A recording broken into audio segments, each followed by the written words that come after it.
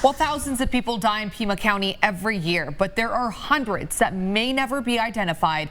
Immigrants who cross the border whose remains are found in the desert. KGUN 9's Ryan Fish takes us to the Pima County Medical Examiner's office where there's an ongoing search for clues. We want to warn you, some images of these skeletal remains may be difficult to watch.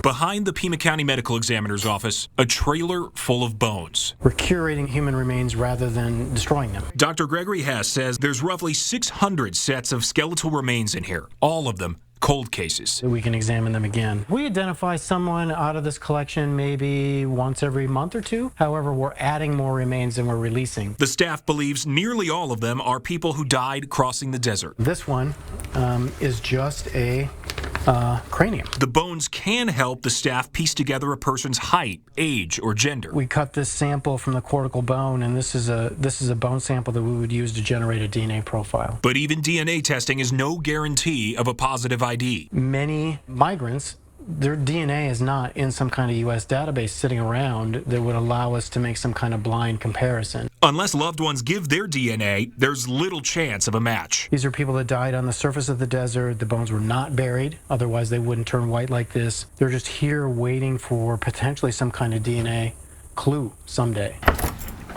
What's left behind in their pockets can be an even better clue, or a frustrating dead end. These are repurposed gym lockers that are housing personal property dating back to 2018. Sometimes they find multiple forms of ID, cell phones, and pictures, and other times there's very little to go off of, like this, a single empty wallet. In this lost and found for people who are never coming back. This is what we need. We need a clue. We hope it's this person, and now it's a matter of how do we prove it. You'll start to see some similarities. The medical staff here does detective work too. People use fake identifications. They use aliases sometimes for different reasons. Where's family? Are they going to answer phones? Can their government get a hold of them?